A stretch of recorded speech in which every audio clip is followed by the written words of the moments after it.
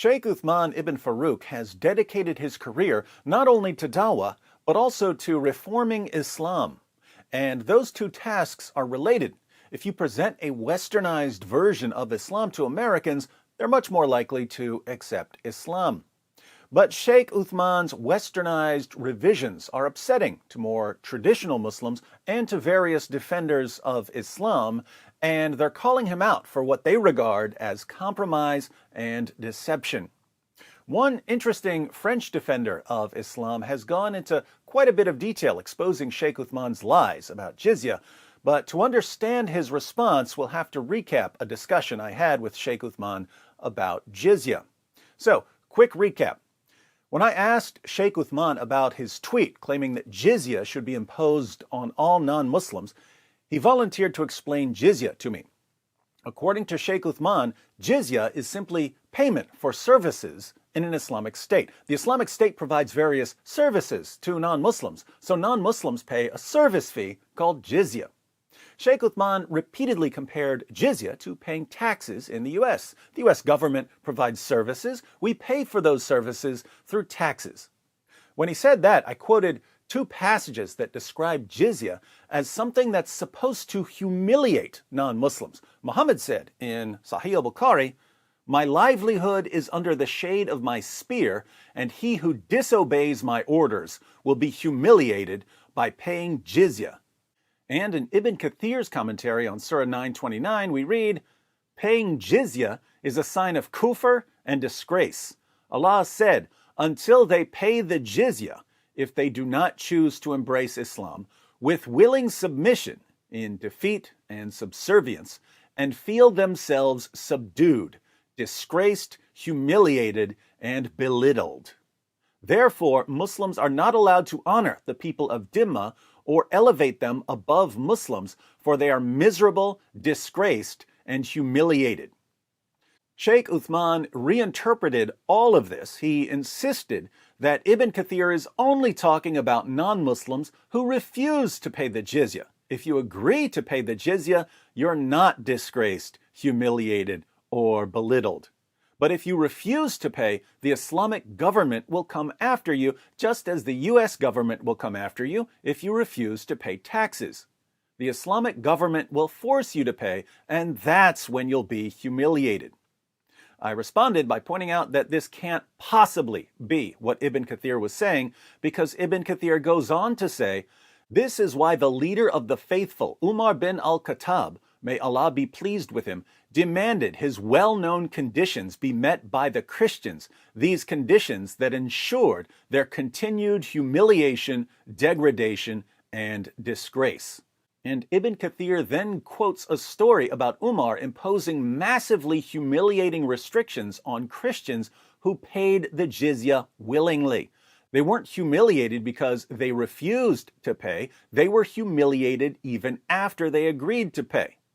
In response, Shaykh Uthman used the weak hadith defense. He said that story about Umar is a weak hadith.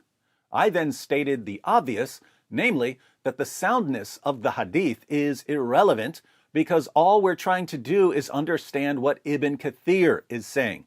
And Ibn Kathir clearly uses this story about Umar to support his comments about jizya. Ibn Kathir takes the story about Umar as fact. Again, read what he says. "This is why the leader of the faithful, Umar bin al-Khattab, may Allah be pleased with him, demanded his well-known conditions be met by the Christians, these conditions that ensured their continued humiliation, degradation, and disgrace." Ibn Kathir obviously isn't saying that Christians are only humiliated if they refuse to pay the jizya, because the story he quotes is about Christians being humiliated after they agreed to pay the jizya. Apart from that, I pointed out that Ibn Kathir's disgraced, humiliated, and belittled commentary is meant to explain Allah's words, "and feel themselves subdued" in Surah 9, verse 29. I quoted the verse to Shaykh Uthman. Notice, Allah commands his followers to fight the people of the book, Jews and Christians, until they pay the jizya with willing submission and feel themselves subdued. You pay the jizya with willing submission and you feel yourself subdued. It doesn't say you pay the jizya with willing submission, but if you refuse, then you'll be subdued. Feeling yourself subdued is simply part of paying jizya. And what does it mean to feel yourself subdued? Disgraced, humiliated, and belittled. There is absolutely no way Ibn Kathir is saying what Shaykh Uthman claims he's saying.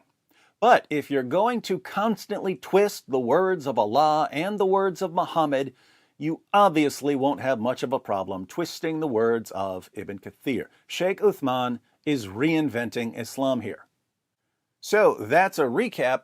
Shaykh Uthman's fans don't seem to care when he twists the words of Islam's greatest scholars. But other Muslims and non-Muslims have a problem with this. They don't like it when people like Shaykh Uthman misrepresent the words of Allah or the words of Muhammad or the words of Muslim scholars. A French self-described defender of Islam named Basile, who seems to be fairly popular, blasted Shaykh Uthman for pretending that jizya is simply payment for services and not also about humiliating the unbelievers. Basile is an interesting fellow. He's a guy who hates the West and believes that the West is conquering the world and that Islam is the only thing that can keep the West from conquering the world. But he believes that Islam is being infiltrated by Western values, which will take away its power to oppose the West. So he really doesn't like people like Shaykh Uthman corrupting and westernizing Islam from within. Basile writes, Uthman ibn Farooq fooling Muslims again. Will this dude ever stop? David quotes a text from Ibn Kathir, Rules on Dhimmi by Umar. This kind of rules are well known, but Uthman acts like these rules were not implemented under Islamic law. He explains, and he's right, that Ibn Kathir is not implementing fiqh. One must go to books of fiqh. All right. But what book of fiqh? If I quote a book, he will say, no, not that one. So what book? What is the reliable book for His Majesty Uthman ibn Farooq? And problem is here is the problem for Uthman ibn Farooq. He quoted right before a reliable book of fiqh, Zad al-Mustaqni. Now we have a reliable book. He says one has to look at his videos. Well, no. Let's go to the book directly so we are sure this dude won't try to fool people again.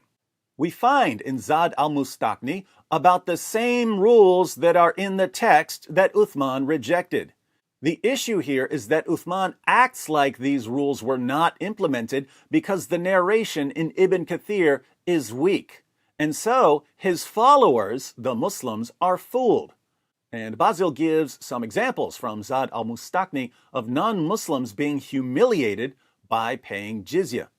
Almost everything that David said is implemented, and even in the reliable book that Uthman mentioned 10 minutes before.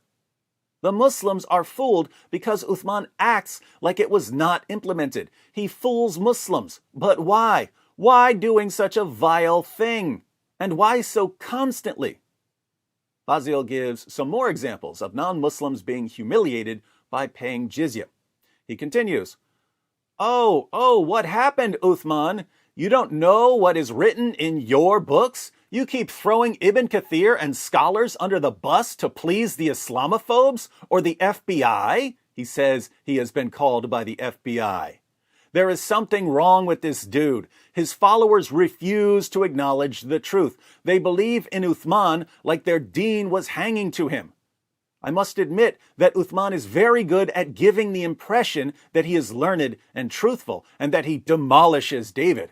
But all that is just appearances.